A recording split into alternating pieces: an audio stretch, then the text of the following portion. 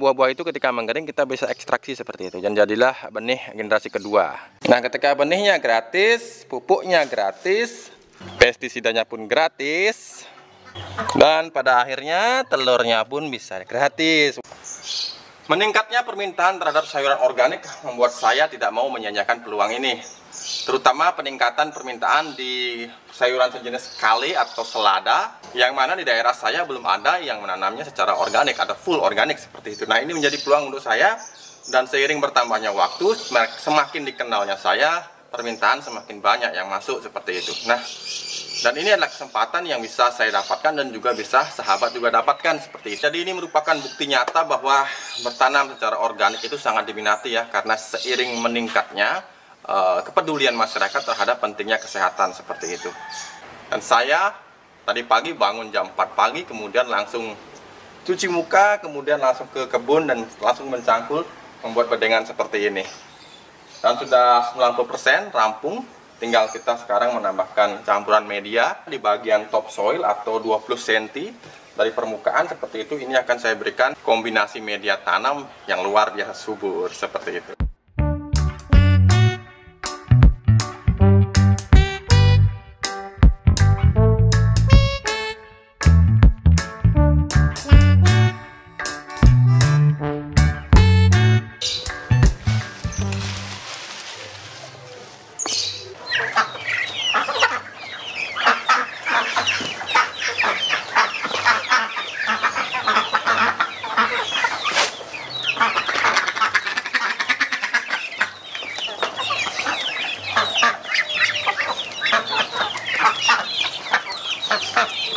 Nah, ini pakcoy yang saya biarkan besar, saya biarkan berbunga ya, karena saya mau jadikan benih ya. Saya mau jadikan benih, saya mau ekstraksi benihnya nanti sehingga kita tidak tergantungan lagi terhadap benih seperti itu. Dan hal seperti ini sudah sering sekali saya lakukan ya. Nanti kita ekstraksi benih dari tanaman kita seperti itu. Jadi kita nggak tergantungan lagi terhadap benih pabrikan seperti itu. Jadi benih pun kita usahakan gratis ya sahabat. Jadi kalau sahabat menanam pakcoy atau sawi hijau juga, jadi biarkan beberapa sampai berbunga seperti itu. Kemudian ekstraksi benihnya, karena nanti ini di sini akan muncul buah seperti itu. Nah, buah-buah itu ketika mengering kita bisa ekstraksi seperti itu, dan jadilah benih generasi kedua.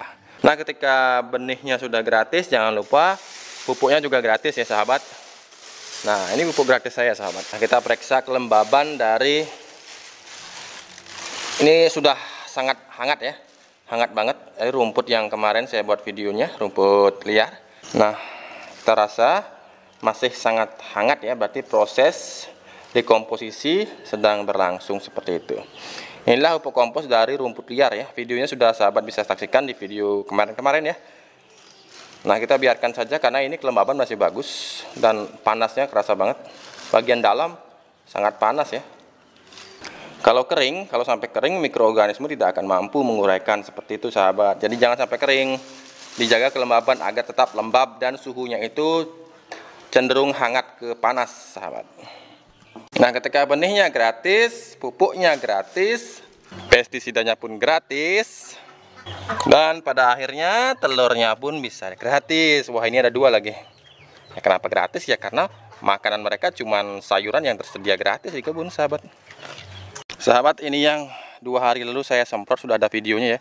Dan ketika disemprot dengan pestisida organik bercampur POC organik yang kemarin, esok pagi ketika saya bangun pagi saya lihat ini selada sudah bongsor banget. Jadi seperti itu sahabat. Jadi jangan menganggap remeh rumput teki, rumput kawat yang seperti kemarin saya berikan videonya, saya jadikan pupuk organik cair. Nah, pemberiannya itu bisa kita lihat dengan kasat mata. Jadi ketika kita aplikasikan sekarang, besok atau 2 hari yang akan datang itu besarnya udah beda. Jadi benar-benar sangat terasa perbedaan setelah kita aplikasikan pupuk dari rumput seperti itu sahabat. Jadi luar biasa, rumput liar ini luar biasa. Mereka memiliki daya tahan tubuh yang kuat, mereka memiliki kebandelan terhadap cuaca yang bagus. Dan ketika kita aplikasikan kepada sayuran kita ekstraknya, seperti inilah hasilnya. Ini sudah harus saya pindah besok ini sahabat. Paling nggak besok sudah harus saya pindah karena sudah besar-besar ini. Mereka bongsor sekali. Nah, ini adalah tanaman kubis ya yang saya coba tanam di daerah panas seperti ini dengan curah hujan yang sangat rendah. Dan luar biasa juga pertumbuhannya cukup memuaskan ya sahabat. Karena apa? Karena itu tadi pemberian kombinasi antara rumput liar juga dengan pupuk kompos daun, sehingga menyebabkan pertumbuhan mereka di fase vegetatif itu cukup bagus, meskipun di sini suhu sangat tidak sesuai seperti itu. Di sini sangat panas, suhunya sampai 40 sampai 41 derajat di saat puncak musim panas seperti itu. Dan pertumbuhannya pun saya rasa saya puas dengan pertumbuhannya, karena di daerah saya belum ada yang mencoba untuk mengembangkan tanaman ini, karena di sini sangat panas dan di sini memang dataran rendah seperti itu. Nah, ini tanaman kale. Ini favorit, sudah banyak yang pesan kepada saya, kalau kalenya udah besar Pak, suplai ke saya Pak. Siap, saya bilang seperti itu. Nah, inilah yang akan saya tanam lebih banyak lagi, karena permintaan meningkat, otomatis kita harus membuka lagi lahan yang lebih luas seperti itu sahabat. Nah, oke sahabat Bali Organic TV dimanapun Anda berada, sahabat yang ada di dalam negeri maupun di luar negeri, terima kasih atas perhatian yang sudah diberikan kepada channel ini, sehingga channel ini semakin hari semakin dikenal, tidak hanya di dalam negeri, tidak hanya di Indonesia, tapi juga hampir di seluruh dunia. Sudah lapar mereka. Nah, kali ini saya akan memberikan satu episode spesial. Kenapa saya sebut spesial ya? Karena mungkin hal ini yang pertama sangat aneh, kedua bisa disebut gila, tapi yang ketiga ini sangat bermanfaat, terutama bagi sahabat yang tidak memiliki sumber daya, kekurangan sumber bahan baku organik dalam membuat mikroorganisme lokal seperti itu. Nah, di sini saya akan memperkenalkan, dan inilah satu-satunya di dunia pembuatan mikroorganisme lokal dengan menggunakan tanah seperti ini. Nah, ini adalah mold dari tanah, sahabat. Jadi perlu saya jelaskan di sini dari mana asalnya ide gila ini ya. Karena begini, jadi saya meyakini di sana, di tanah itu terdapat mikroorganisme yang sangat ideal bagi pertumbuhan tanaman saya. Jadi saya nggak usah lagi meracik mikroorganisme yang kira-kira menguntungkan untuk tanaman saya, karena di tanah itu sudah terbukti bahwa mikroorganismenya sangat baik untuk saya biakkan seperti itu. Nah, kemudian dari sana saya berpikir bahwa kenapa saya tidak membuat mold dari mikroorganisme yang terdapat di tanah subur ini, di tanah yang sudah terbukti menyuburkan tanaman saya seperti itu. Dari sana saya mengkombinasikan beberapa bahan seperti itu sahabat, dan mungkin ini ide yang terlihat sangat gila ya. Tapi saya coba seperti itu, dan ternyata saya menyemprotkannya ke tanaman. Seminggu yang lalu saya sudah coba sebenarnya, tapi saya masih simpan rahasia ini ya. Seminggu yang lalu saya semprotkan dan hasilnya pun bagus sahabat. Jadi pertumbuhannya itu pertama tidak ada gangguan. Ini yang paling penting ya, artinya safe, artinya aman ya. Tidak ada gangguan di tanaman. Yang kedua, ternyata mampu mereduksi hama seperti itu. Karena saya semprotkan juga di tanaman cabai yang kena kemarin itu, saya lihat ada kutu putih, walaupun tidak banyak tapi ada di kutu putih di sana. Saya semprotkan seperti itu dan ternyata hasilnya bagus sahabat. Pertumbuhan juga sangat bagus, terutama di persemaian saya, luar biasa. Jadi seperti ini ternyata gampangnya bertani secara organik ya, semua gratis. Semua gratis sahabat. Nah, oke sahabat Bali Organic TV, saya mau jelaskan di sini mengapa saya menggunakan tanah seperti itu ya. Begini, tanah di areal kebun saya itu sangat-sangat subur, sangat-sangat kaya akan mikroorganisme yang mampu memperbaiki penyerapan unsur hara di akar seperti itu ya. Jadi inilah sebabnya saya menggunakan tanah kebun saya sebagai bahan organik penyedia mikroorganisme yang akan saya perbanyak, saya akan biakkan, sehingga nanti kita memiliki stok mikroorganisme lokal yang identik dengan mikroorganisme yang ada di dalam tanah saya seperti itu. Nah, adapun apa yang saya lakukan ini sebenarnya tidak baru-baru amat juga ya sahabat. Ini juga dikenal dalam dunia pertanian sebagai IMU atau indigenous microorganism. Nah, apa itu IMU? IMU adalah makhluk renik atau bakteri atau mikroba yang telah hidup, dalam arti yang positif ya, yang mikroorganisme menguntungkan, yang telah hidup di suatu wilayah dalam beberapa waktu. Nah, IMU ini sangat berguna bagi pertanian karena sangat kuat dan efektif.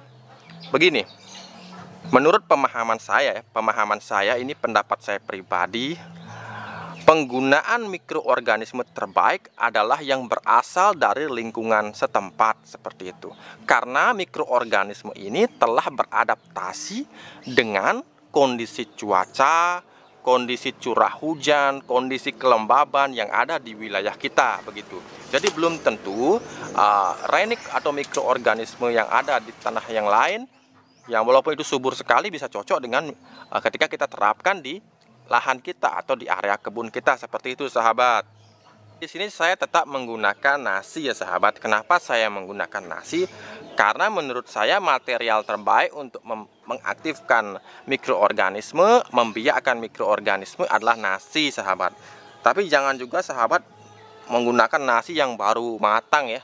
Kalau bisa nasi dingin ya, enggak juga nasi basi, tapi nasi dingin seperti di sini. Saya juga tetap menggunakan gula merah ya. Gula merah tetap sebagai sumber energi bagi mikroorganisme agar bisa berbiak secara maksimal seperti itu, sahabat. Oke, langsung saja bagaimana cara membuatnya ya, sahabat ya. Nah, saya gunakan di sini air sekitar 400 sampai 500 ml ya. Jadi nggak sampai penuh botol air mineral tanggung seperti ini. Nah, yang pertama kita masukkan tanahnya dulu, sahabat. Tanah yang sudah memiliki kandungan mikroorganisme lokal yang sudah sangat menguntungkan bagi tanaman kita. Sudah terbukti ya. Karena kita melihat sendiri bagaimana tanaman tumbuh subur, bebas hama seperti itu. Nah, saya harapkan sahabat bisa mengambil tanah di bagian tersubur dari tanaman Anda seperti itu. Jadi sahabat jangan menggunakan tanah yang tanamannya kena penyakit fusarium. Nah, itu bisa berbahaya juga, sahabat. Oke, setelah itu kita masukkan gula. Ukuran gulanya di sini tadi saya coba timbang sekitar 10 sampai 20 gram lah. Masih bisa lah segitu ya. Tidak terlalu banyak, tidak terlalu sedikit. Tanahnya sekitar saya gunakan tadi 70 gram, 100 gram pun tidak apa-apa. Nah, kemudian nasi saya tidak sempat timbang ya, tetapi kita gunakan 1 kepal saja cukup. Nah, ini adalah murni dari hasil eksperimen saya ya, sahabat. Jadi tidak ada penelitian melalui laboratorium, itu tidak ada. Jadi penelitian itu saya gunakan berdasarkan data empiri atau data yang saya dapatkan langsung dari hasil pengaplikasian di lapangan seperti itu, atau di kebun seperti itulah. Intinya ini adalah pembuktian secara data empiris ya, apa yang terjadi di kebun saya seperti itu. Nah, kemudian kita campurkan seperti ini. Nah, kita kocok agar gula, air, nasi, tanah semua bercampur seperti itu. Nah, kita bisa diamkan ini, tutup rapat ya. Kita bisa diamkan ini selama kurang lebih 4 hari atau 3 hari. Nanti botolnya akan menggembung. Itu tandanya mikroorganisme sedang bekerja, mengeluarkan gas. Nah, kita buka seperti yang dulu saya pernah bilang, bukanya jangan seperti ini, sahabat. Dibuka seperti itu. Lebih baik kita buka jangan sampai seperti ini. Jadi kita bukanya sedikit saja sampai keluar gasnya, kemudian kita tutup lagi ya. Nah, simpan selama kurang lebih 2 minggu, sahabat. Nah, ketika di minggu kedua atau 14 hari setelahnya, biasanya ini akan mulai lebih jernih. Tanahnya akan mengendap ke bawah, kemudian warnanya juga menjadi lebih merah seperti itu. Nah, kemudian kita akan saring nanti ketika kita mau mengaplikasikannya ke tanaman seperti itu. Perbandingannya tetap ya 1:10. Jadi misalkan kita menggunakan 1 liter air, kita campurkan dengan 100 ml tanah seperti ini. Oke, sahabat, sekian saja video dari saya. Jangan pernah ragu untuk mencoba eksperimen terhadap apapun yang Anda ingin eksplorasi di kebun sahabat. Jadi sahabat itu harus kreatif, harus berani menciptakan terobosan baru dan menguji cobakannya secara langsung seperti itu. Sekali lagi, tujuan kita adalah untuk mendapatkan biaya produksi yang sangat minim atau semurah-murahnya kalau bisa gratis, dengan hasil panen yang semaksimal mungkin, sahabat. Oke, sahabat, sekian saja video saya kali ini. Jangan lupa menanamlah setiap hari agar kita bisa panennya juga setiap hari. Terima kasih untuk sahabat yang ada di New Zealand. Tadi pagi saya lihat ada di komentar, saya dari New Zealand, Pak. Sekeluarga menonton Bali Organik TV. Terima kasih. Juga yang ada di Kalimantan, kemarin juga ada komentarnya seperti itu. Saya menyuruh keluarga saya semua subscribe di Bali Organik TV. Itu luar biasa sekali. Aduh, begini sahabat. Jadi subscribe atau tidak subscribe tidak apa-apa, itu hak sahabat. Akan tetapi share lah ini, share sebanyak-banyaknya kemana-mana, ke media sosial dimanapun, agar semua ilmu yang saya dapatkan di kebun ini juga bisa dinikmati oleh sahabat dari seluruh Indonesia, seluruh dunia lah seperti itu. Oke sahabat, sampai jumpa lagi besok atau nanti sore ketika saya memiliki kesempatan untuk buat video, pasti saya bikin video sahabat. Sampai jumpa.